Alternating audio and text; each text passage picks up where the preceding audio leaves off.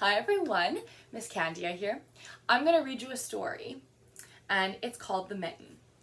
And for those that don't know, this is what a mitten looks like. It's just like a glove, all right? And so the story begins.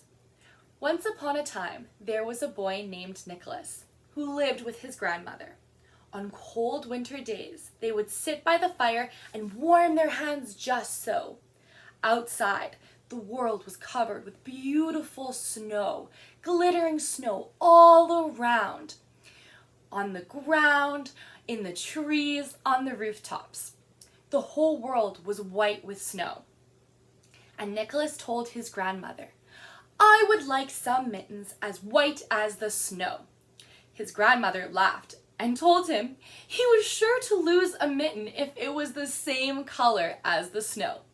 But Nicholas said, "Please, grandmother, please, make me mittens as white as the shimmering snow." So his grandmother agreed, and she gathered her balls of white yarn and her needles, and soon she had made him the mittens. He jumped with joy when they were finished, and he quickly dressed in his coat and hat and his warm boots and his soft and beautiful new white mittens, and he ran outside to play.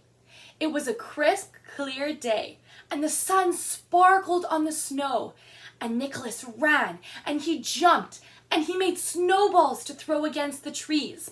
He walked along the top of the stone walls and jumped into the soft snow, and then he ran up hills and rolled back down. He started to climb a tree, but it was too difficult with his mittens on, so he tucked them into a pocket.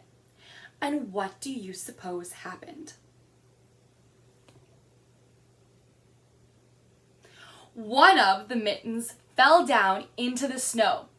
Nicky didn't notice, and he went right on running and playing and shouting all the wonderful afternoon. Pretty soon, a little mole came tunneling up through the ground near the mitten. She was curious, so she burrowed inside the mitten and found it to be super warm and cozy. Then a squirrel scampered by and thought the mitten looked like a nice place to nest, so he cozied inside as well. Next, a badger trundled along and decided she could use a rest in that warm mitten. A fox trotted up to the mitten and sniffed it. He decided it must be warm inside, so he stuffed himself in, and by now the mitten was becoming quite stretched out. Now a bear lumbered by, and though she was big and the mitten was crowded, she did not want to be the only one left out in the cold. So she turned her tail and scooched herself into that mitten.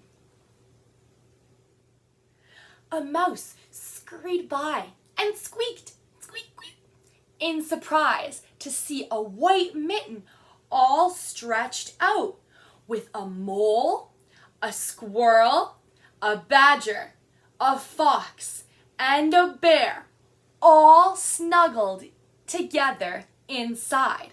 She wanted to try it too, so she jumped up on the bear's nose. Those little mouse paws made the bear achoo! And the bear sneezed, and all the animals went tumbling out into the soft snow, and the mitten went flying into the air. Nicholas had finished playing and was looking everywhere for his mitten, when much to his surprise, he saw it flying through the air. Nicholas caught his mitten with a whoop and ran back inside to warm up by the fire. He showed his mittens to his grandmother. "See, Grandma, I have both mittens." And grandmother laughed and laughed, for one mitten was the size of Nicholas's hands, but the other mitten was the size of Nicholas. The end.